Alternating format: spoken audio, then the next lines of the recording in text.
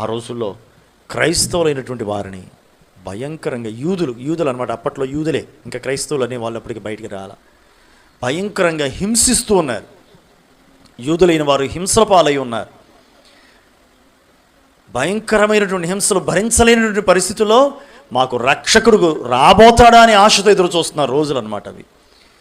యెషయా ప్రవచించాడు, మీకా ప్రవచించాడు, ఇలా ఎందరో ప్రవక్తలు ప్రవచించిన ఆ ప్రవచన పురుషుడు మెస్సియా రక్షకుడు రాకపోతాడా అని ఆశతో ఎదురు చూస్తున్న రోజులవి. అప్పటికి యూదులను ఓచకోత కోయించారు. యూదులను ఏం చేశారు? ఓచకోత.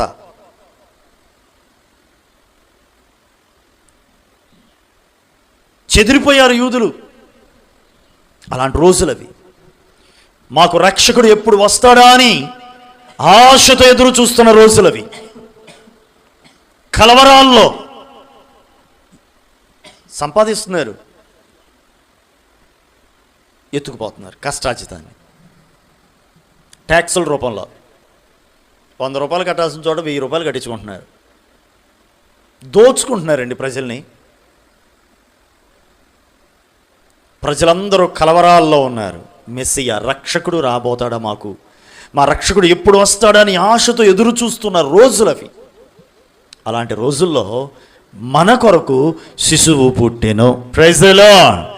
ఈ సంగతిని విని గొర్రెల కాపరులేమో సంబరంతో వచ్చారు, ఆయన దర్శించుకున్నారు, సంతోషంతో తిరిగి వెళుతూ ఈ శుభవార్తను, ఈ శుభవర్తమానాన్ని అనేకులకు చాటి చెప్పుకుంటూ వెళ్ళారు, ప్రచురపరుచుకుంటూ వెళ్ళారు. ఈ శుభవార్తను అనేక మందికి ప్రకటించారు. యేసు పుట్టాడు అన్న సంగతిని తెలుసుకున్న విన్న రాజు మాత్రం కలవరపడ్డాడు. అతని కలవరానికి కారణం ఏంటి?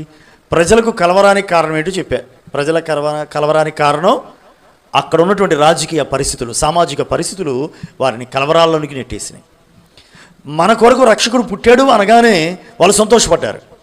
మమ్మల్ని రక్షించేవాడు పుట్టాడు, ఇక రేపో మాపో మా ఈ కష్టాలకు, ఈ కన్యలకు మాకు ముగింపు కలిగిద్ది అని సంబరాలు చేసుకున్నారు ప్రజలు, సామాన్య ప్రజలు. కానీ అధికారులు, రోమా సైన్యంలో ఉన్నటువంటి అధికారులు, రోమా ప్రభుత్వంలో ఉన్నటువంటి అధికారులు, రోమా చక్రవర్తి కింద ఉన్నటువంటి రాజులు, వీళ్ళందరూ కూడా కలవరపడ్డారు.